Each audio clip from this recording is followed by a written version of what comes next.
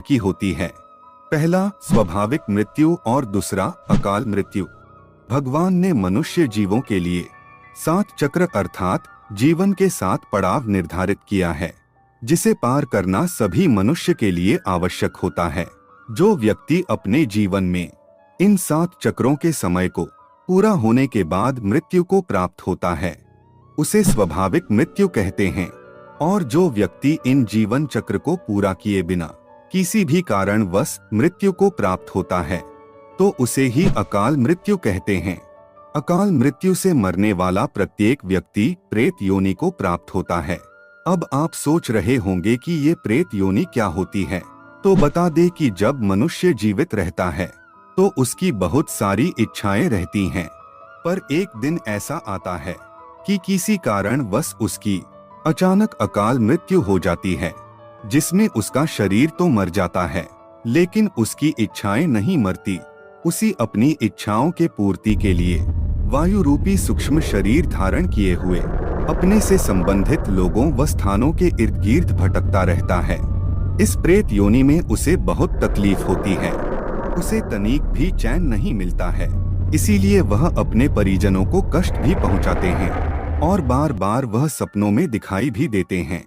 अगर आपको भी आपके घर का कोई मृत सदस्य बार बार सपने में दिखाई दे रहा हो तो समझ जाइए कि वह व्यक्ति प्रेत योनि को भोग रहा है और उसे मुक्ति की जरूरत है। तो आइए जान लेते हैं कि किसी को प्रेत योनि से मुक्ति दिलाने के लिए क्या करने चाहिए। तो मित्रों, किसी जीवात्मा को मुक्ति दिलाने के लिए सबसे सर्वश्रेष्ठ उपाय है भागवत गीता का पाठ करवाना। आप अपने घर में मृत व्यक्ति के नाम से भागवत गीता का पाठ करवाएं, क्योंकि भागवत गीता में वह शक्ति है जिसे सुनने मात्र से ही किसी आत्मा को प्रेत योनि से मुक्ति मिल जाती है। इस बात के प्रमाण के लिए एक छोटा सा प्रसंग सुनिए, जिसे स्वयं नारद जी ने सनकादिक ऋषियों को सुनाया था। इसका उल्लेख श्रीमद् भागवत महापुराण के 4थे अध्याय में मिलता है। एक समय में तुंगभद्रा नदी के किनारे स्थित एक नगर में आत्मदेव नाम का एक ब्राह्मण रहता था। उसकी पत्नी का नाम धुंधली था। ब्राह्मण जितना विनम्र और सदाचारी था, उसकी पत्नी उतनी ही दुष्ट स्वभाव की थी। वह बेहद ही ईर्ष्यालु और कर्कशा थी। वह हमेशा अपने पति की अवज्ञा करती थी। उसका एक कारण शायद यह भी था कि अधेड़ावस्था हो जाने पर भी उनके कोई संतान नहीं हुई थी। एक दिन उन दोनों के बीच बहुत झगड़ा हुआ, जिसके कारण आत्मदेव दुखी मन से अपना जीवन समाप्त करने के इरादे से घर से निकल पड़ा और वन की ओर चल दिया। वह सोच रहा था कि उसने कितने तीर्थों की खाक छानी, कितने जप तप की, परंतु उसे कुछ भी नहीं मिला। उसके मन की कोई भी मुराद पूरी नहीं हुई। समाज और अपनी ही पत्नी से संतान उत्पन्न न करने के उलाहना सुन सुनकर वे थक चुका था और अपने जीवन को खत्म करने की सोचने लगा। एक विशाल सरोवर के पास जाकर वह उसके गहरे जल में कूदकर अपनी जान देने की सोचने लगा। तभी उसकी अंतरात्मा ने उसे रोक लिया और वह सोचने लगा कि शास्त्रों में कहा गया है कि आत्महत्या करना महापाप है। ईश्वर द्वारा दिए गए इस अनमोल जीवन को यूं ही समाप्त कर देना पाप होगा। और वह धीरज रखकर सरोवर के किनारे पर जाकर बैठ गया।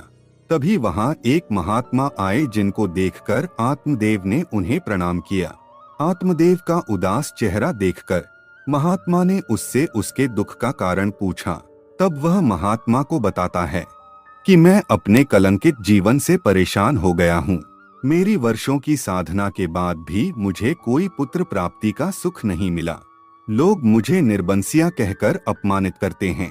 तब महात्मा ने आत्मदेव के हाथों की रेखाएं पढ़ी और फिर बोले, पुत्र प्राप्ति का योग तुम्हारे भाग्य में नहीं है, इसलिए इस व्यर्थ की चिंता को छोड़कर अपना शेष जीवन भगवान के भजन में लगाओ। यह सब सुनकर आत्मदेव गिड़गिड़ाते हुए बोला, मैंने तो सुना है कि योगी जन असंभव को संभव बनाने की क्षमता रखते हैं। उनके मुख से निकला हुआ वाक्य ब्रह्मा वाक्य होता है। तो क्या कोई ऐसा उपाय नहीं है जिससे मेरे निःसंतान होने का कलंक दूर हो जाए? महात्मा को आत्मदेव पर दया आ गई और अपने थैले से एक फल निकाले और आत्मदेव को देकर बोले, तुम्हें पुत्र प्राप्ति के ज्यादा ही चाह है, तो यह फल ले जाओ और अपनी पत्नी को जाकर खिला देना। आत्मदेव खुशी खुशी अपने घर को लौटा और अपनी पत्नी को फल देते हुए कहा कि ये फल एक महात्मा का दिया हुआ प्रसाद है। ईश्वर ने चाहा तो तुम जल्द ही माँ बन जाओगी। इस फल को खा लो। धुंधली ने फल ले लिया और अपने पति को यह बोल दिया कि मैं नहा धोकर इस फल को खा लूंगी। धुंधली की छोटी बहन उन दिनों उससे मिलने के लिए उसके यहाँ आई हुई थी, तो वह कुछ मन में विचार करके अपनी बहन से पूछने लगी कि प्रसव काल में स्त्री को कितना कष्ट होता है। तब धुंधली की बहन उसे बताती हैं कि प्रसव में इतना कष्ट होता है, इतनी पीड़ा होती है कि स्त्री अधमरी हो जाती है। प्रसव के पश्चात ही स्त्री का दूसरा जन्म होता है। यह सुनकर धुंधली भयभीत हो जाती है और सोचने लगती है कि बच्चा हुआ तो मैं कष्ट से ही मर जाऊंगी, मेरा सारा यौवन ढल जाएगा और मैं असमय ही बूढ़ी लगने लगूंगी। धुंधली की बहन भी उसे कहती है कि जरा सोचो तो, यदि तुम्हारा यौवन निरस्त हो गया तो तुम्हारे पति देव तुम्हें छोड़कर दूसरी स्त्रियों में दिलचस्पी लेने लगेंगे, तब तुम्हारा क्या होगा, यह तुम खुद सोचो। धुंधली अब उस फल को नहीं खाना चाहती और उसे नष्ट करने की सोचने लगती है, जिस पर उसकी बहन कहती है कि फल को नष्ट क्यों करना है, अपनी गाय को खिला दो और तुम्हारे पति पूछें तो उन्हें कह देना कि तुमने फल खा लिया है। धुंधली अभी भी हिचकिचाहट महसूस करती है और वे अपनी बहन से बोलती है, जब समय पूरा होगा मुझे कोई बच्चा नहीं हुआ तो मैं उनको क्या उत्तर दूंगी। जिस पर धुंधली की बहन बोलती है कि इस समय मैं 1 महीने गर्भ से हूँ, जब मेरे गर्भ से शिशु जन्म लेगा तो मैं उसे तुम्हें दे दूंगी, और यदि इस समय तुम्हारे सामान्य पेट को देखकर अगर तुम्हारे पति शंका करें तो इस पर पट्टी और रुई आदि बांधकर मोटापे दिखाती रहना। धुंधली ने उसी समय फल गाय को खिला दिया और अपनी बहन को एक निकट के मकान में ठहरा दिया। निर्धारित समय पर जब उसकी बहन को बालक पैदा हुआ तो वह उस बालक को अपनी बहन को दे गई और आत्मदेव को कह दिया कि उसका पुत्र पैदा हुआ है। पुत्र प्राप्ति की समाचार सुनकर बहुत खुश हुआ। उसने गरीबों ब्राह्मणों को बहुत कुछ दान दिया, नगर निवासियों को भी बड़ा भोज दिया। आत्मदेव ने अपने पुत्र का नाम धुंधकारी रखा। कुछ दिन पश्चात ही ब्राह्मण की गाय को भी एक पुत्र पैदा हुआ। उस बालक की विशेषता यह थी कि उसके कान तो गाय जैसे थे, लेकिन शेष शरीर मानव जैसा था। आत्मदेव ने उस बालक का नाम गोकर्ण रखा। आत्मदेव अपने पुत्र की भांति ही उस बालक की परवरिश करने लगा। धुंधकारी धीरे धीरे बड़ा होता गया, उसकी आदतें बिगड़ती चली गई। माँ के लाड़ प्यार में पलकर वे दिन पर दिन ढीठ और जिद्दी होता चला गया। कभी किसी बच्चे को पीट देता तो कभी किसी पशु को खोल देता था। दूसरी ओर गोकर्ण नियमित रूप से पाठशाला जाता और खूब मन लगाकर पढ़ता। उसके गुरुजन उससे बहुत प्रसन्न थे। घर लौटकर आत्मदेव की भरपूर सेवा करता था। धुंधली उसे अकारण ही डांटती रहती थी, किंतु वह हंसकर उसकी हर बात को टाल देता था। फिर एक दिन वह दिन भी आया जब धुंधकारी एक चोर और उठाईगीर बन गया। घर की चीजें बेचकर वेश्याओं के कोठे पर जाने लगा और एक दिन तो हद हो गई। माँ के धन न देने पर उसने धुंधली को इतना पीटा कि उसकी मृत्यु हो गई।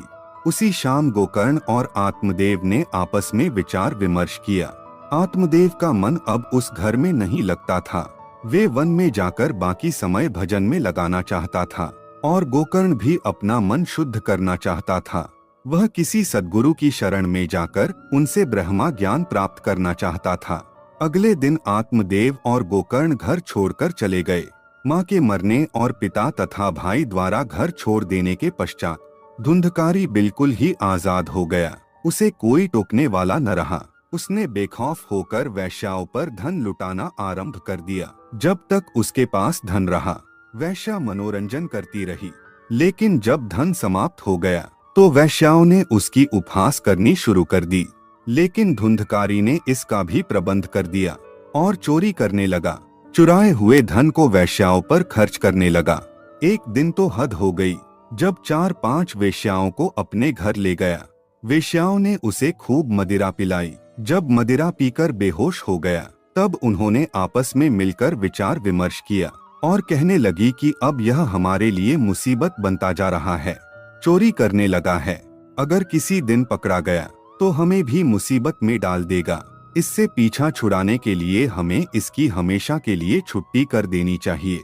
वेश्याओं ने गला दबाकर धुंधकारी को मार डाला और एक गहरा गड्ढा खोदकर उसके ही आंगन में उसके शव को गाड़ दिया। धुंधकारी मरकर भयानक प्रेत बन गया और उसी मकान में रहकर विचरण करने लगा। इधर वेश्याओं ने प्रचारित कर दिया था कि धुंधकारी व्यापार करने के लिए विदेश चला गया है।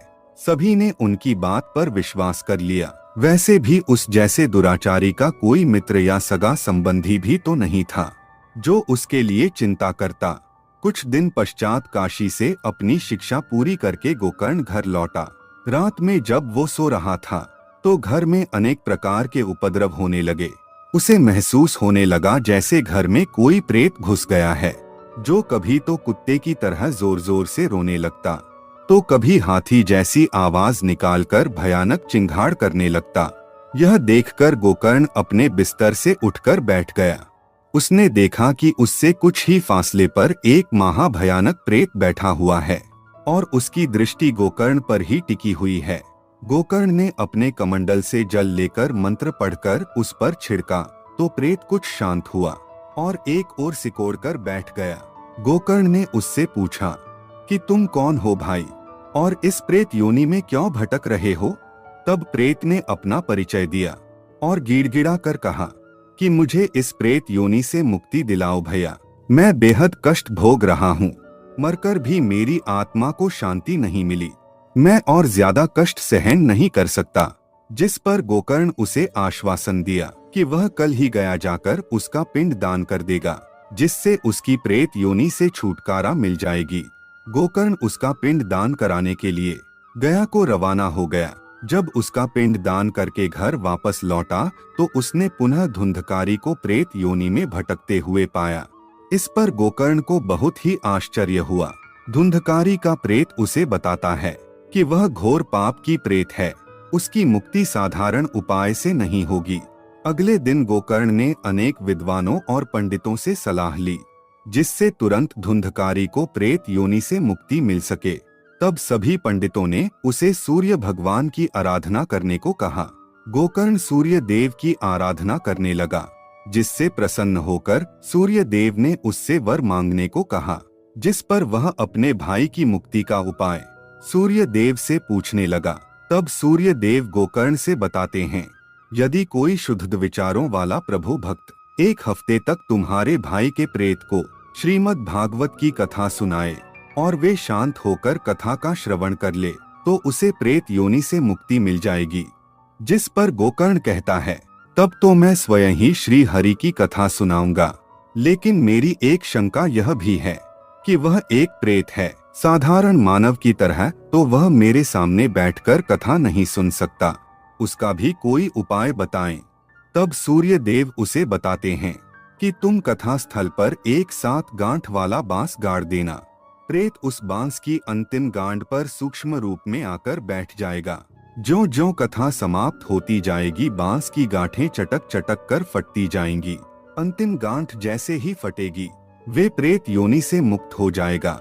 गोकर्ण ने ऐसा ही किया और उसके भाई धुंधकारी के साथ साथ गोकर्ण को भी स्वर्ग की प्राप्ति हुई। तो मित्रों, आज की हमारी ये प्रस्तुति आपको कैसी लगी, कमेंट बॉक्स में जरूर बताएं। साथ वीडियो को लाइक और चैनल को सब्सक्राइब करना बिल्कुल भी ना भूलें। मिलते फिर अगली वीडियो में नए विषय के साथ। तब तक के लिए राधे राधे।